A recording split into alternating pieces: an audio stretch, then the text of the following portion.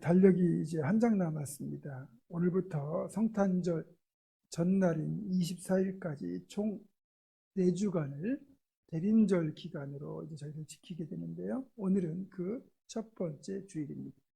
대림절은 주님의 임재, 오심을 기다리는 절기라는 뜻인데, 구약의 관점에서 보면 초림의 메시아, 그리고 신약 이후에는 다시 오실 재림주로서의 메시아를 기다리는 절기입니다. 그래서 대림절이 되면 이렇게 보라, 또 연보라, 분홍, 흰색 이렇게 4개의 촛불을 매 주일마다 하나씩 또 하나씩 밝혀가게 됩니다. 촛불을 켜는 이유는 세상에 오시는 주님이 세상의 빛이 되신다, 이런 의미고요. 또 초의 색깔이 점점 더 밝은 색으로 바뀌어가는 이유는 예수 그리스도의 오심이 점점 가까워지고 있다라는 것과 또 주님의 오심이 우리에게 기쁨이 된다라는 그런 표시이기도 합니다. 그래서 오늘 기다림에 대한 이야기를 여러분과 좀 하려고 하는데, 우리는 늘 기다림 속에 살아가죠. 저 같은 경우 어렸을 때는 소풍 가는 날, 운동회 하는 날, 방학하는 날을 무척이나 기다렸습니다. 또 군에 입대한 뒤에는 전역할 날을 기다렸고, 또 이후에는 좋은 인연을 만나기를 기다렸습니다. 또 지원한 대학의 합격 소식을 기다렸고, 또 졸업할 때쯤에는 원하는 직장에 합격했다는 소식을 기다렸죠. 그리고 나중에 목회를 하려고 할 때는 신대원 합격 소식도 기다렸습니다. 그리고 담임 목사가 된 뒤에는 이렇게 주일 예배 시간이 되면 찬양대와 함께 보통 저는 이제 10분 전에 이렇게 강단에 올라옵니다. 그리고 예배가 시작되기 전까지 의자에 앉아서 보고 싶은 우리 성도들이 예배당 문을 열고 들어오기를 간절히 기다립니다. 여러분이 문을 열고 들어오면 그 모습을 볼 때 얼마나 반갑고 좋은지 모릅니다.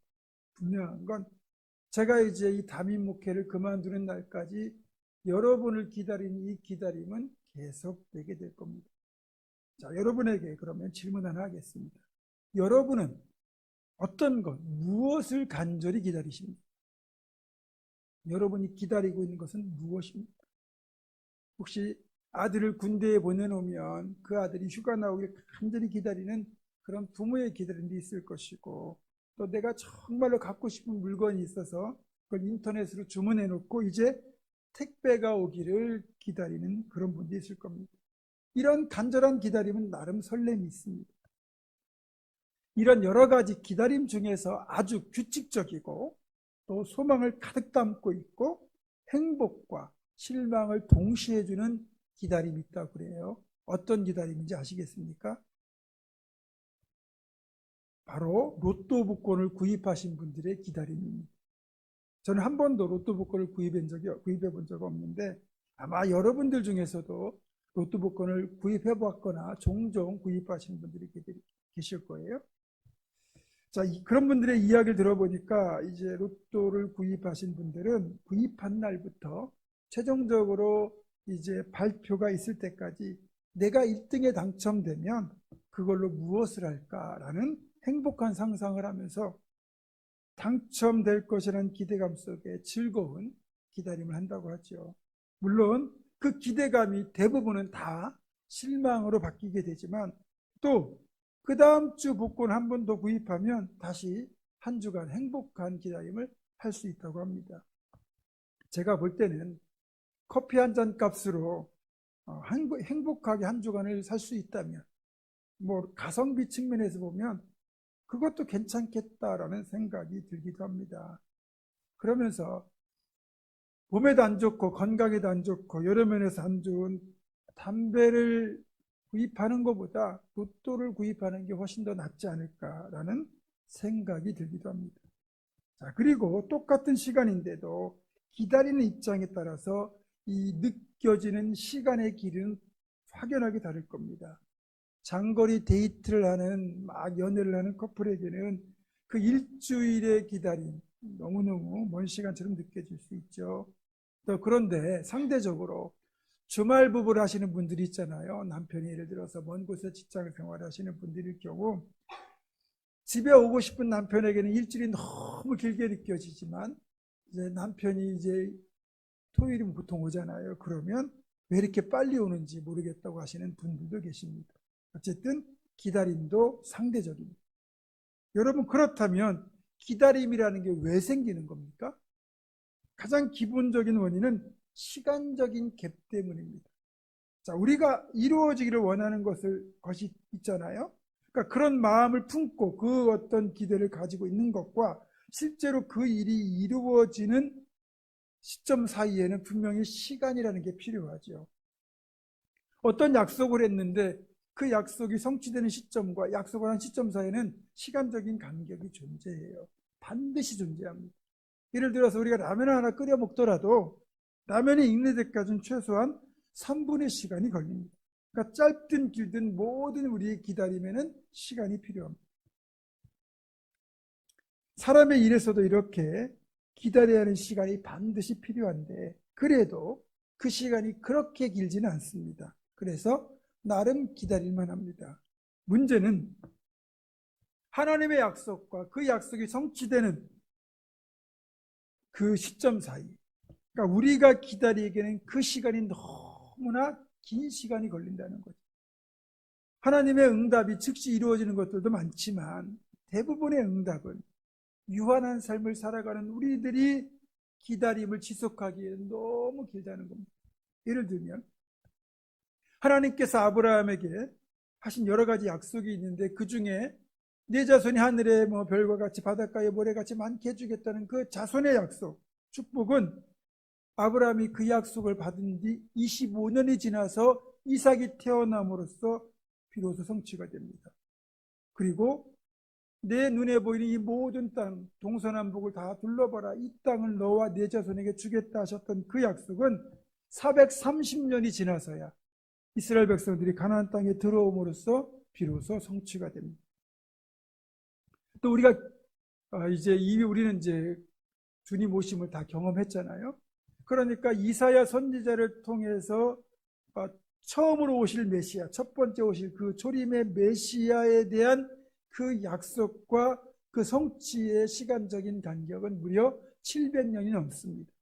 이사야 선지자가 메시아께서 오실 것이라고 예언한 뒤로부터 예수님께서 이 땅에 태어나신, 성탄하신 때까지는 700년이 넘는 긴 시간이 걸렸습니다.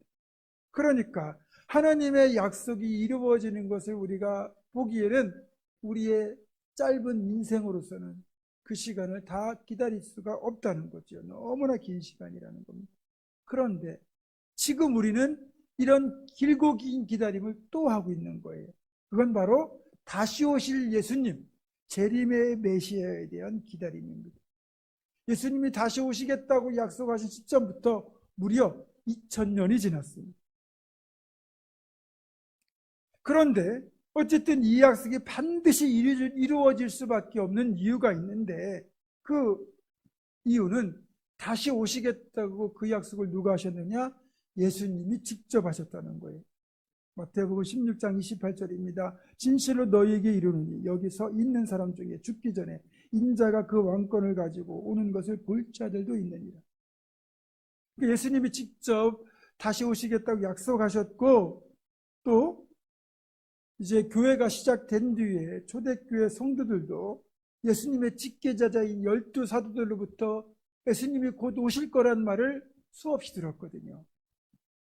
그러니까 사도들을 포함하여 초대교회 성도들은 적어도 자신들이 죽기 전에 예수님이 다시 오실 것이라는 굳센 믿음과 기대감 속에 살았다는 거예요. 그런데 문제는 아무리 기다려도 곧 오신다 하셨던 예수님이 오지 않으신다는 거죠. 자, 그러면 재림을 고대하며 살던 성도들에게 어떤 일이 펼쳐지겠습니까? 자, 오시겠다는 예수님은 오시지 않아요. 그런데 유대인들과 로마 당국의 박해는 점점 더 심해지고 그리고 재림신앙으로 살아가는 성도들을 향하여 가족들이나 친구들이나 주변 사람들의 따돌림, 비웃음이 점점 커집니다. 무엇보다 예수님 곧 오신다고 했으니 내가 그날 부끄럽지 않게 주님을 맞이해야지, 그런 마음으로 세속적인 쾌락과 욕망을 절제하며 살았는데, 이제는 이런 것에 대한 어떤 실망과 또 박해에 대한 고난 때문에 스스로 무너지는 것과 여러 가지 상황들이 한꺼번에 겹쳐지면서 재림신앙을 지키는 것, 즉 믿음으로 주님 오심을 기다리며 살기에는 너무너무 힘이 드는 겁니다. 그러면서 예수님이 진짜 다시 오시기는 하는 건가?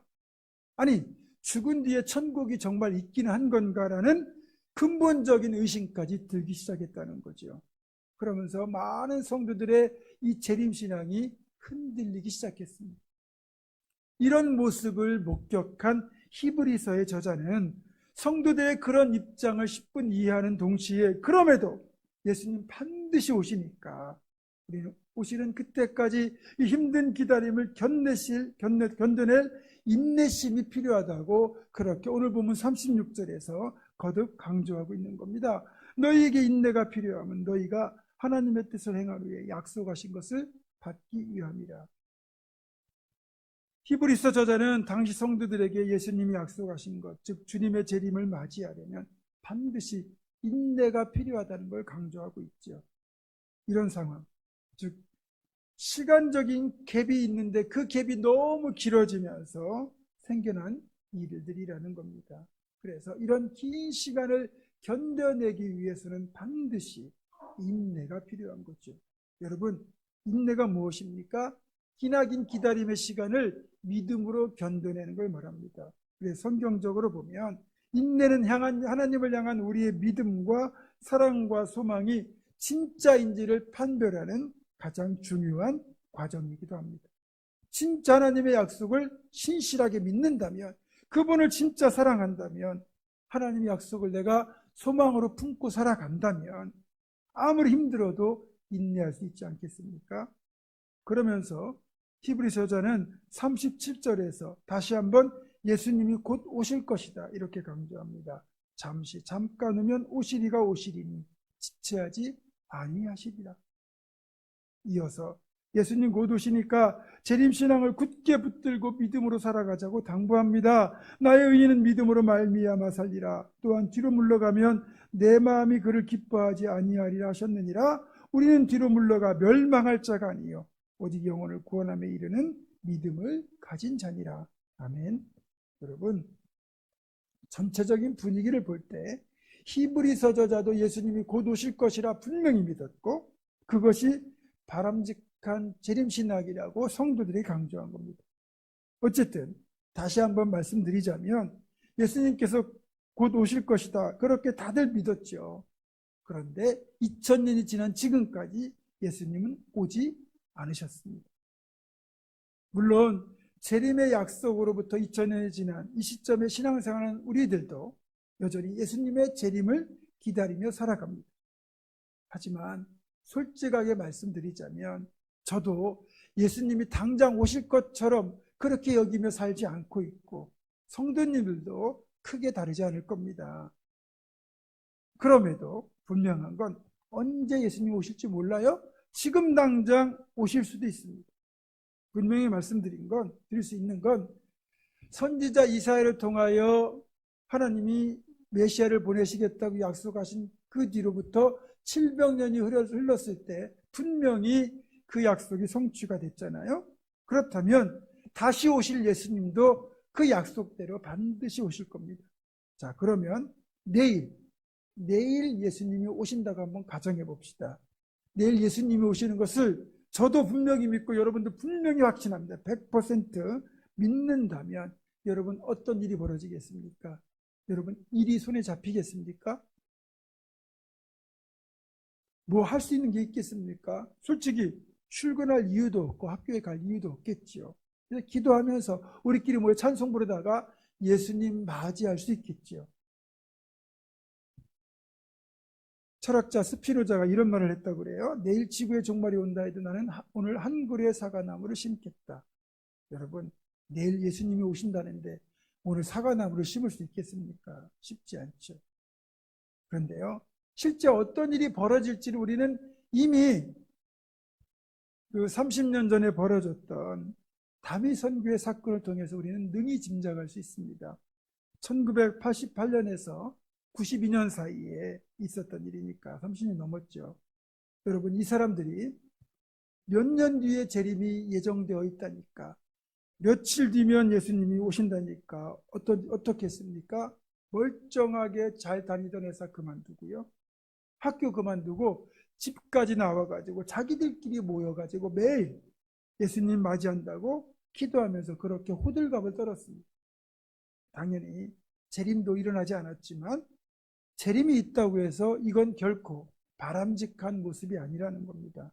또 반대로 예수님 오신다고 했지만 여전히 오시지 않는 걸 보니까 아예 안 오실 것이라 생각하고 그냥 이 땅의 삶을 즐기며 이 땅이 영원할 것처럼 여기며 사는 것도 바람직하지 않다는 겁니다. 신앙인들이 다시 오실 주님을 기다리는 재림신앙은 정말 주님 오심을 언제라도 부끄럽지 않게 맞이하는 그런 바람직한 자세로 준비하며 그런 삶을 살아가야 되는데, 너무 호들갑을 떨거나 아예 안 오신 것처럼 하는 이 양극단의 삶을 살아서는 안 된다는 거죠. 그래서 오늘은 우리가 재림신앙을 가지고 살아가되 그 기다림의 시간 속에서 어떤 삶을 살아야 하는지 그 바람직한 자세를 정리해서 말씀드리도록 하겠습니다. 여러분, 크게 세 가지 원칙만 기억하시면 됩니다. 첫째, 예수님이 오시는 것과 상관없이 일상을 온전히 일상으로 살아내야 한다는 것. 둘째, 일상을 살되 우리가 바라는 소망이 이루어질 때까지 포기하지 않고 기도하며 사는 것. 셋째, 기도하면서 살되 믿음을 담아 소망으로 행동하라는 겁니다. 좀 더 자세히 말씀드리겠습니다. 첫 번째 원칙인 예수님 오시는 것과 상관없이 일상을 온전히 일상으로 살아내라는 건 이런 겁니다.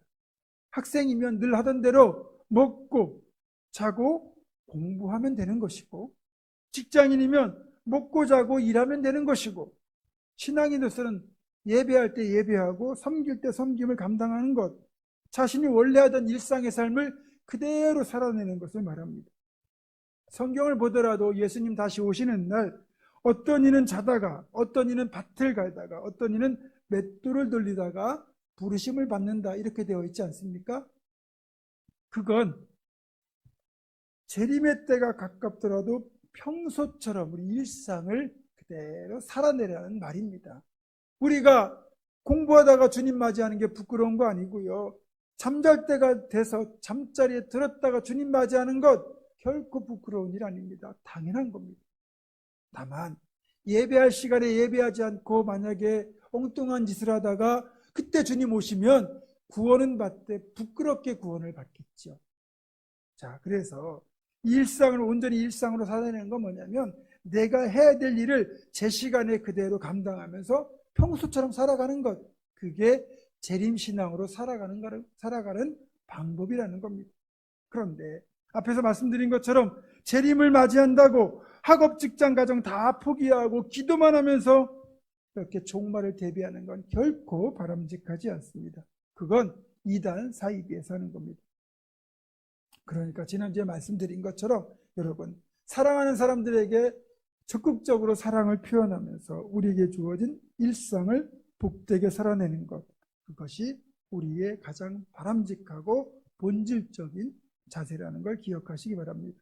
두 번째 원칙은 이 땅에서 우리가 이루어지기를 소망하는 것이 있다면 그것에 대한 기도를 포기하지 말라는 겁니다.